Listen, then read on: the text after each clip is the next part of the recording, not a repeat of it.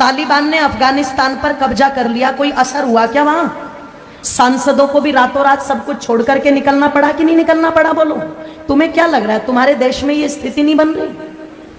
तुम्हारे बीच से अगर किसी एक बहन बेटी ने कोई बात टीवी डिबेट के ऊपर बोल दी और वो बोली है जो लिखा हुआ है, प्रमाण है, वो झूठ नहीं है, वो कोई अलग से निकाल करके नहीं बोली। अगर किसी 80 साल के खूसड़, ध्यान रखना, मुसलमान को शादी करनी होती है तो वो यही उदाहरण उठा करके लाते हैं, यही वाले। पर आज यही बात अगर किसी बहन बेटी ने बोल दी और उनकी तादाद, उनकी हिम्मत देखो इतनी बढ़ गई कि उन्होंने जगह जगह देश के अंदर आग लगा दी। जब तुम्हारे शिव जी के बारे में बोला तो किसी के कानों पर चू तक नहीं रेंगी। तुम्हारी माता पार्वती के बारे में बोला तब कानों पर चू तक नहीं रेंगी। उन्होंने सीता को व्यभिचारिणी बता दिया तो तुम्हारे कानों पर चू तक नहीं रेंगी।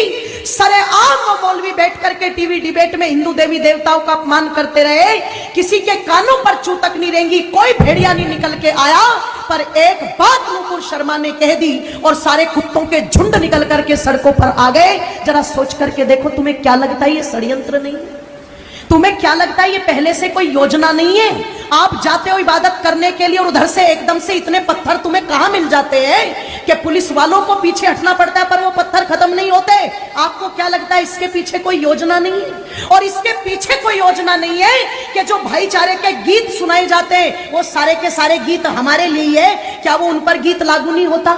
अगर इतने शांति के स्थापित करने वाले हैं, अगर इतनी अल्लाह ताला की इबादत करने वाले हैं, तो जब नुपुर शर्मा के लिए देश में आग लगा दी तो जिन कुत्तों ने, ध्यान रखना, कन्हैया लाल की गर्दन काटी है, उनके लिए भी सड़कों पर आना चाहिए था कि नहीं आना चाहिए था? तब तो पता लगे कि ये भाईचारे का पाठ दोनों तरफ से चल रहा है। और तुम एक पक्ष को लेकर के आग लगा दो देश में और दूसरे पक्ष पर तुम दुदकारी डाल करके बिल में घुस जाओ, इससे पता नहीं लगता। ध्यान रखना, इसलिए थोड़े से सचेत हो जाओ। थोड़ी सी तो आवश्यकता है आप लोगों को जागरूक होने की। थोड़ा सा तो विचार और मंथन चिंतन माताओं तुम भी करो कि तुम कर क्या रही हो आज।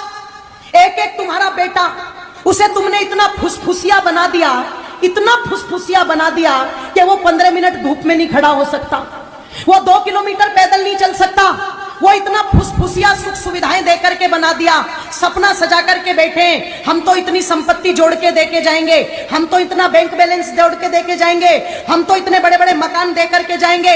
एक बात मेरी याद रखना, चाहे सब भूल जाना, एक बात मेरी पर याद रखना, सब भूल जाना। जिस दिन जिसकी तादाद ज्यादा होगी और जिसकी हुकूमत ज्यादा होगी, तुम्हारे कोठी बंगलों पर राज तुम्हारे बच्चे नहीं करेंगे, वो करेंगे। तुम्हारे उस पैसे को तुम्हारे बच्चे नहीं बरतेंगे, वो बरतेंगे।